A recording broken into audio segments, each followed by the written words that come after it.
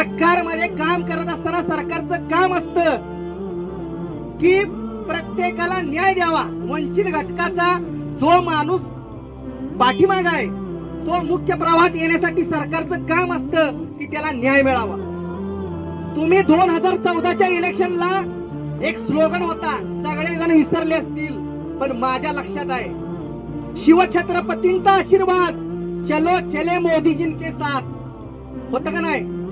मुंबईच्या प्रत्येक शहरामध्ये आणि प्रत्येक गावामध्ये हे स्लोगन होतं. तुम्ही छत्रपती शिवाजी महाराजांच्या नावावर मतं मागता आणि छत्रपती शिवाजी महाराजांचा मावळा मनोज जरांगे आज 17 दिवस झाले मागच्या वेळेला, आज 5 दिवस झाले त्याची अवस्था ही आहे.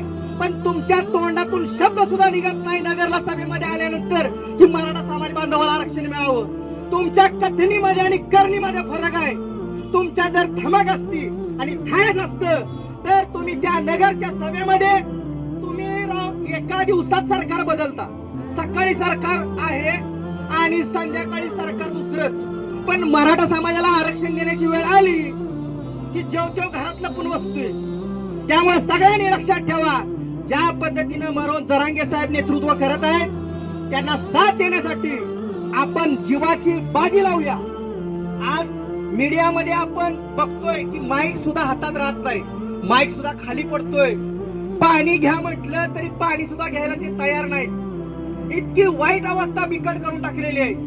हे शक्य आहे, आरक्षण मिळणं शक्य आहे फक्त शांततेच्या मार्गानं, संविधानाच्या मार्गानं आणि मनोज जरांगे साहेबांच्या नेतृत्वाखाली त्यांनी ज्या पद्धतीनं हे आंदोलन उभं केलेलं आहे त्या आंदोलनाला खरंच सरकारला झुकावं लागणार आहे.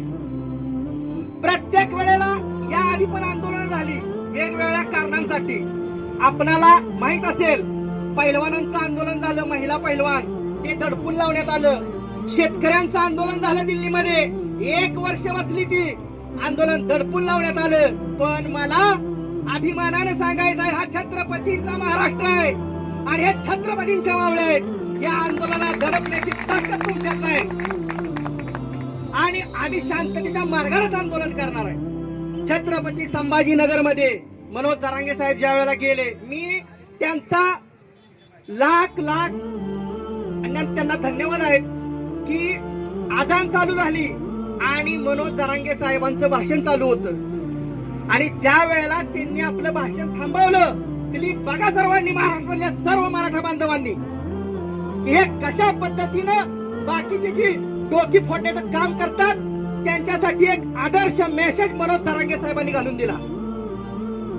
आणि ते आजान संपल्यानंतर त्यांनी माईक मध्ये सांगितलं, छत्रपती शिवाजी महाराजांची संस्कृती आहे ही आणि ही संस्कृती जपण्यासाठी आपल्याला लढायचं. अरे संत याकूब बाबांना छत्रपती शिवाजी महाराजांना 200 एकर जमीन दिली आणि तुम्ही मशिदी पाडण्याचं काम करता. तुम्हाला लाजा वाटल्या पाहिजेत.